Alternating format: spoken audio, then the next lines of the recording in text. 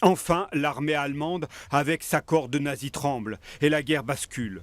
Sur le mont Gargan s'engage une bataille mémorable, 7 jours de combat entre les militaires de l'occupant et les maquisards du colonel Guingouin, dont sa fille Michel ne cesse de rappeler année après année l'héroïsme de son Il père. courait partout, suivant les mouvements aux jumelles, cherchant toujours à protéger ses hommes. 38 résistants meurent au combat, le plus jeune à 18 ans, le plus âgé 28 ans, résistants français mais aussi espagnols, républicains de cœur, pourchassés par les fascistes de Franco et bien décidés à se battre avec les nôtres pour retrouver la liberté. Généralement, ils étaient pris comme instructeurs. Quand ils rentraient dans les maquis, c'est eux qui... ils apprenaient le maniement des armes. Tous les jeunes n'avaient pas fait leur service militaire.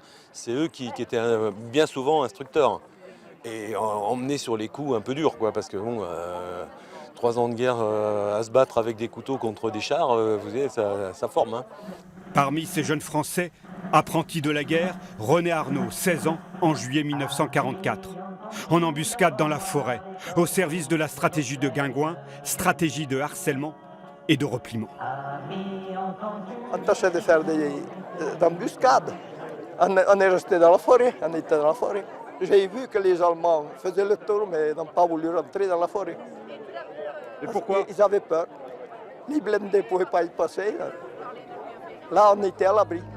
Les Allemands vont perdre cette bataille décisive. Le 21 août 1944, Limoges est libérée par Georges Guingouin et les siens.